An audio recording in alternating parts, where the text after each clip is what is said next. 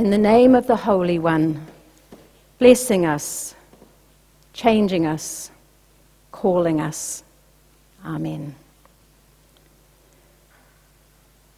In the season of creation, today is Storm Sunday. Humans are the only creatures on earth who have become weather makers to our own detriment and that of other living things around us. Over the last few decades, the storms that we have created have become more and more frequent, intense, and destructive.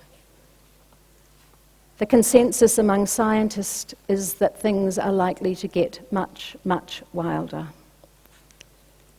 And it is ironic that it is countries like the US and Australia, home of well-resourced climate change deniers, that they are the countries that are beginning to experience catastrophic changes in weather patterns and an increase in extreme weather events.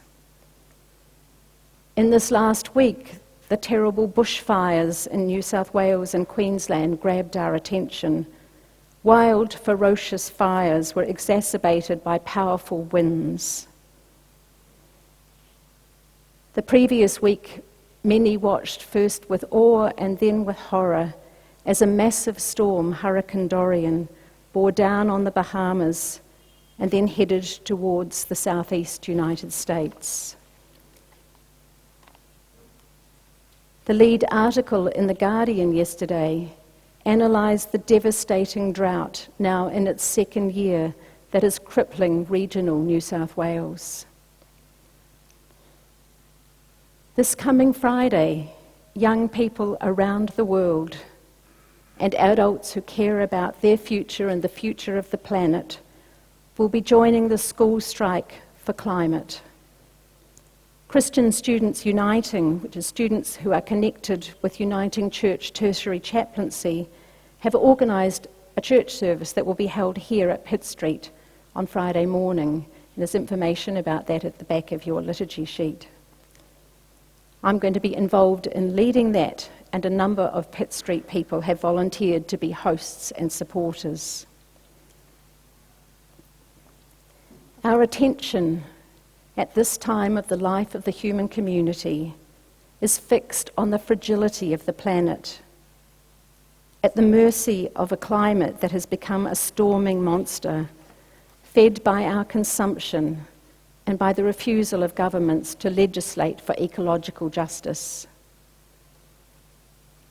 When storms hit, some Christians seem to delight in seeing them as God's judgment on particular forms of sin, even though storms are clearly indiscriminate in their destruction.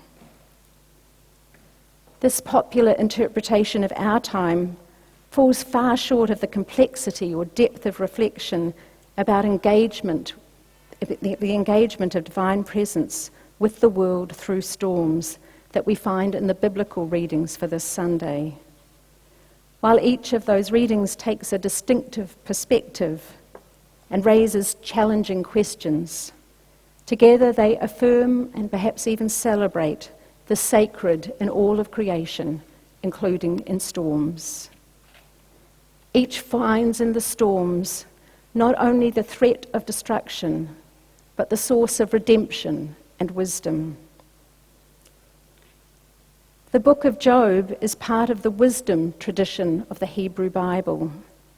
Job is poetic literature which explores the situation of the character of Job, an innocent sufferer, and the book reflects on the source and significance of suffering in the human and natural world.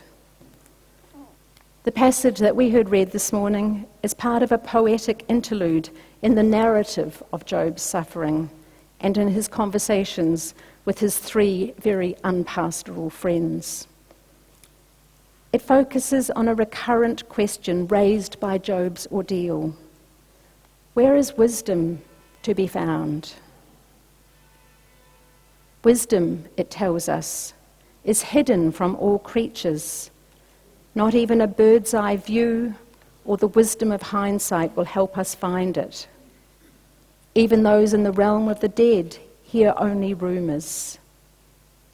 Apparently, wisdom is not found in any one place, nor is it a static object that can be possessed or held.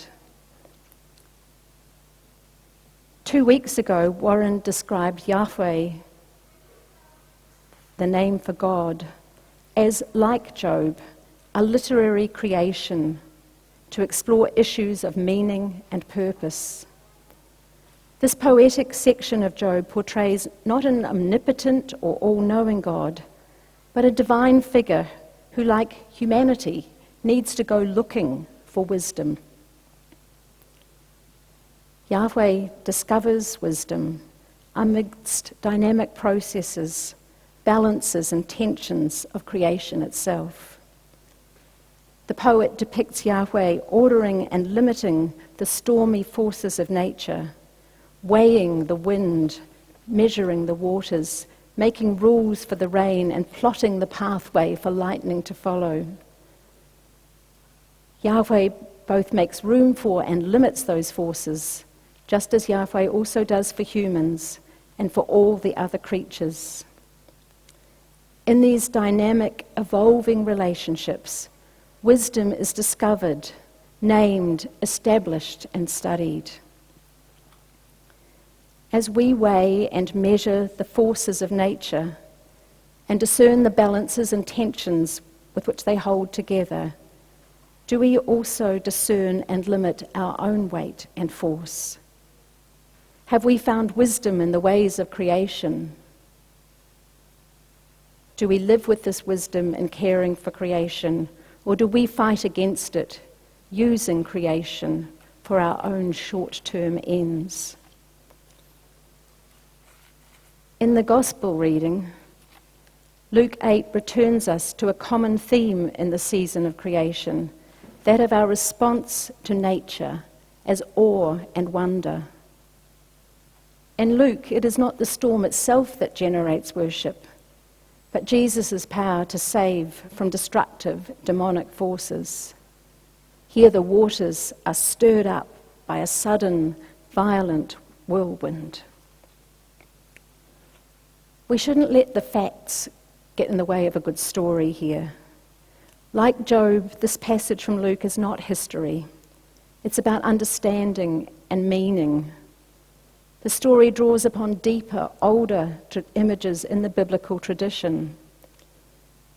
At creation, God brings order from primordial waters by separating light from darkness, sky from earth, dry land from oceans and waters. Later, God saves Noah and the other creatures from the flood. Then God provides a passageway through waters as the people free the Egyptian slave lords. When Jesus wakes up and calms the storm for his disciples, it seems a much smaller miracle than those ones, but it carries with it all those earlier stories and memories. Jesus' word frees from bondage, carries us through the flood, inaugurates a new creation. Echoing Job 28, Jesus is leading his disciples through a stormy sea on a journey toward what the Apostle Paul would later call the wisdom of the cross, which other earlier followers of Jesus had called the way. In loving deeply and in moving toward justice and peace, that is how we learn the ways of wisdom. The ways that will lead us not to a life without storms, but at least to life where we know ourselves to be accompanied through storms. Jesus falls asleep, leaving the disciples to their own resources. The storm and the sea test their faith and resilience, and they lack wisdom and trust in divine presence and power with them.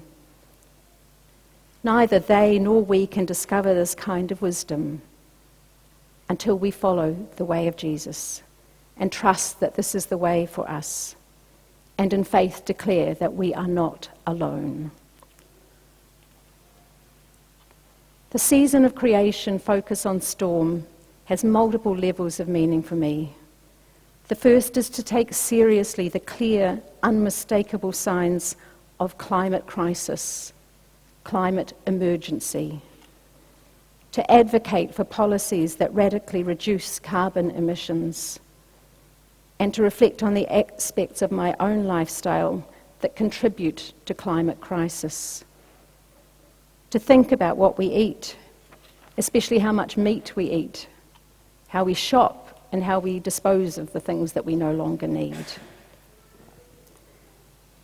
The second is simply to respond with awe to the wonder and power of the natural world made evident in storms. In storms, we see both beauty and destructiveness. They remind us that though we do contribute to the weather through our care of creation or our lack of care, we will always be at its mercy. And third, I am conscious of the privileged position from which I watch storms. From a house that is safe and secure and warm and dry. From a reliable vehicle that can navigate safely on a dark and rainy night. In the aftermath of storms, we are invited to respond with compassion and generosity towards people whose existence is far more precarious than our own, whose housing is often no match for the power of storms. And finally, I think that storms have metaphorical significance as we reflect on the meaning of our lives. We speak of passing through storms in life, the times of life where there is turbulence, change, unexpected illness, grief, and loss. Times when our resilience is diminished and we know ourselves, or experience ourselves at least, to be powerless. The metaphor of storm can give us hope that it will not always be this way, that the light will return from the dark, wind-swept skies, and that we will glimpse rainbows through the rain. Mary Oliver's poem, In the Storm, illustrates that in nature there is also care. The black ducks sheltered the tiny sanderlings like a hedge, not once, but once and again, until the storm had passed. This miracle of compassion, kindness, and solidarity is as much a part of nature as the storm is. We are made for one another and for the creation of which we are part. Kindness is the miracle in which we are invited to believe this morning. Love the earth. Marvel at its power and at your own power to be kind. No matter what storms come, we are not alone. We have the power to choose another way, a way of advocacy for ecological justice, choosing to live differently for the well-being of the planet, a way of compassion for vulnerable people and creatures affected by climate crisis, a way of intentional living and searching for wisdom open to divine presence, and a way of kindness. Kindness to other people and creatures, but also kindness to ourselves. This is the call to us from the eye of the storm. Amen.